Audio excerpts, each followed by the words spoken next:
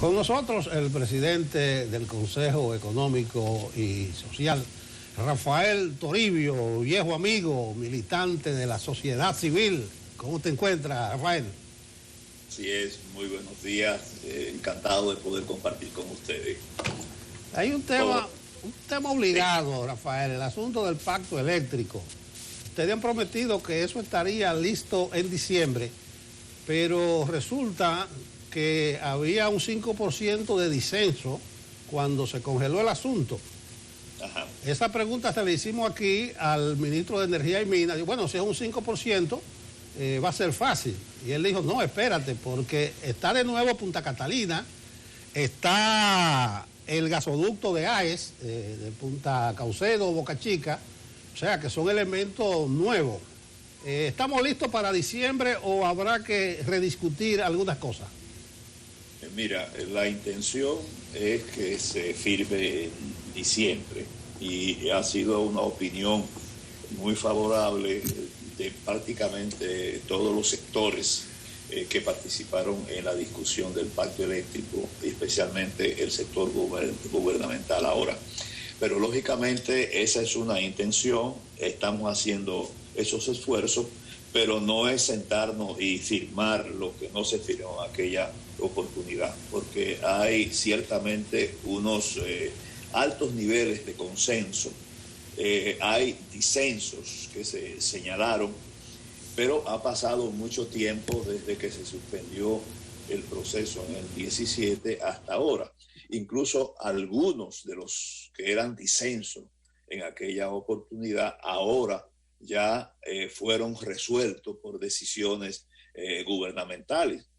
De manera que es posible que una parte de los disensos también se hayan resuelto.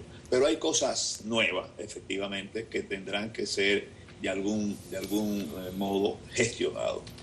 Pero creo que si somos capaces de poner en blanco y negro el estado de situación en que se quedó y buscamos la manera de gestionar lo nuevo y lo que quede pendiente en los disensos, podemos tener esperanzas muy ciertas de que se pueda firmar antes de que termine el año. Por lo menos esa es la intención de una gran parte de los actores que participaron en la discusión hasta que se suspendió el proceso. Señor Toribio, cuando hablamos de este tema casi siempre surgen estos términos, ¿no? Consenso, disenso, pero la gente a veces no tiene idea de qué es lo que se está discutiendo y cómo eso va a repercutir finalmente en la calidad del servicio eléctrico que reciben, la altísima factura eléctrica que tenemos que pagar mensualmente. ¿Cómo esta discusión de altísimo nivel y que involucra a sectores tan importantes de la República Dominicana va a bajar a la población para que definitivamente haya una mejoría? Mira, vamos a empezar por la población y después vamos a llegar a la administración del Estado. Para la población va a representar un compromiso de las partes, es decir, generadores, distribuidores, etcétera, etcétera, de abaratar lo más que se pueda el costo del servicio que se ofrece. Porque hay una serie de costos asociados al precio que pudieran disminuir. Por ejemplo, está lo de las pérdidas técnicas que llaman, que pese a los esfuerzos no se ha podido reducir significativamente. Si eso se logra, entonces vamos a tener un precio menor en el servicio eléctrico. Hay el compromiso de un suministro de energía permanente, estable, incluso con penalización para el hecho de que no se pueda satisfacer los compromisos de suministro de energía. Por consiguiente, va a haber una mejoría sustancial en el servicio, en la calidad del servicio, pero también en los precios. Pero fundamentalmente también hay que señalar que un pacto eléctrico como el que se discutió conlleva también una reducción del subsidio que el gobierno viene permanentemente teniendo que aportar en la gestión del sector eléctrico. Y eso representa varios millones de dólares anuales, que no ha disminuido pese a que cuando incluso se hizo la privatización, originalmente se decía que iba a contribuir a disminuir. Por consiguiente, tanto para la gestión financiera del Estado como para la calidad del servicio y el precio, va a redundar este pacto en beneficio. A eso habría que agregar que hay también compromiso de manejarse hacia una matriz de generación que haga más énfasis en no combustibles fósiles, con lo que no solamente se abarata, por ejemplo, la eólica o la solar, sino que también es mucho más amigable con el medio ambiente. Por consiguiente, el pacto también va a representar un compromiso de responsabilidad ambiental por parte de todos los actores. Es decir, que una forma poco simple de decirlo es que con un pacto eléctrico como el que se concibió, ganamos todos.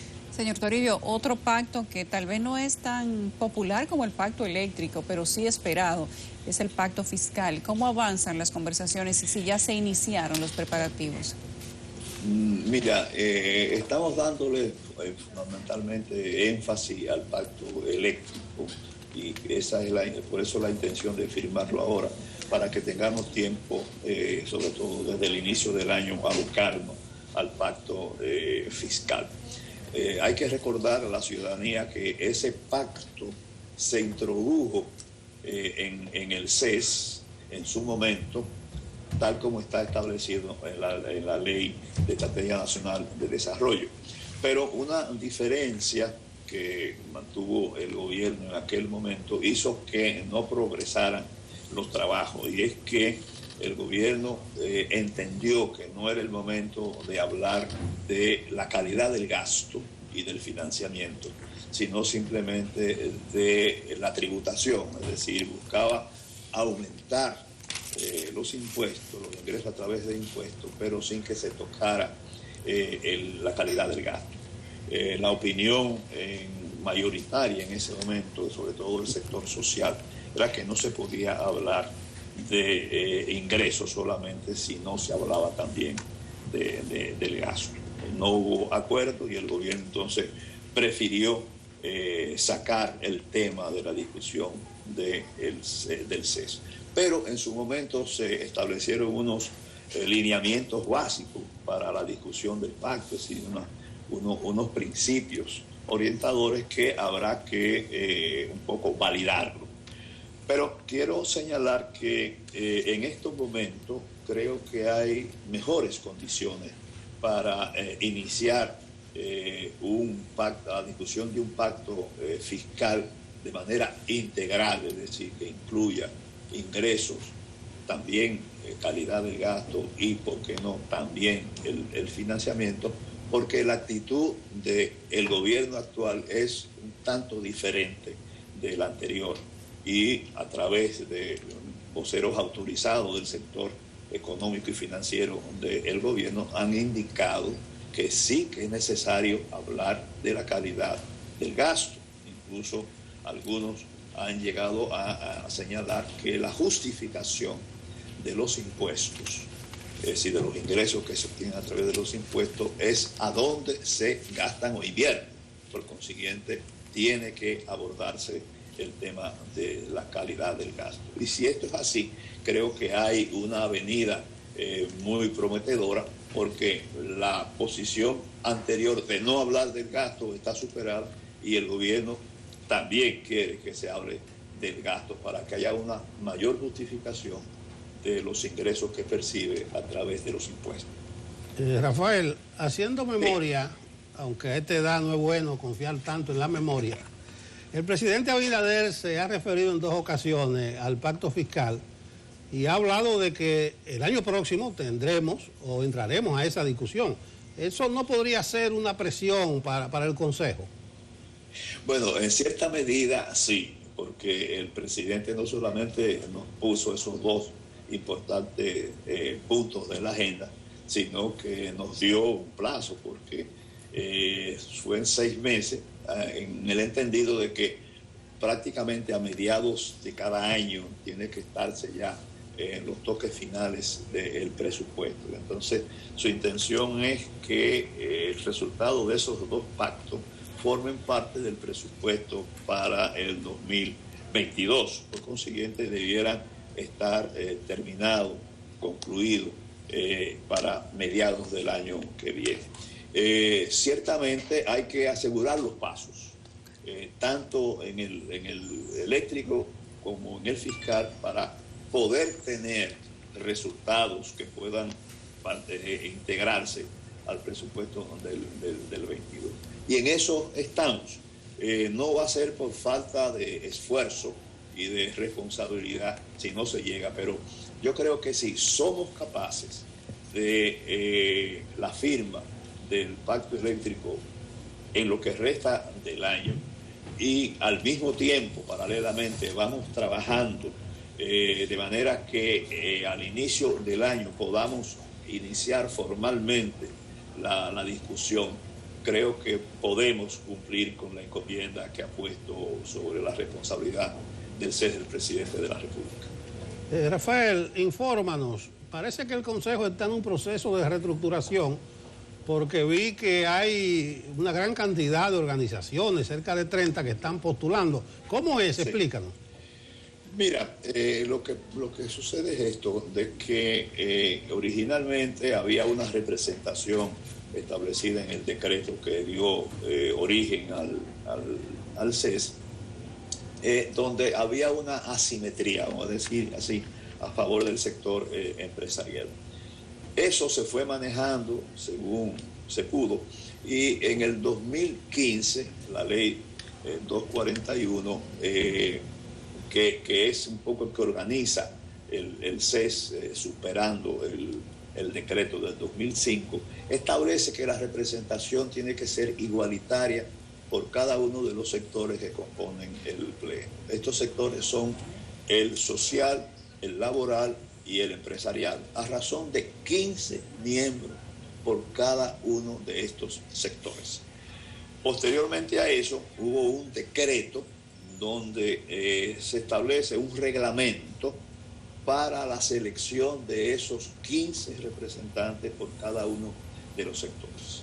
Entonces, el CES tiene la responsabilidad de conducir ese proceso y se inició el 8 de septiembre de este año y va a concluir el 17 de diciembre.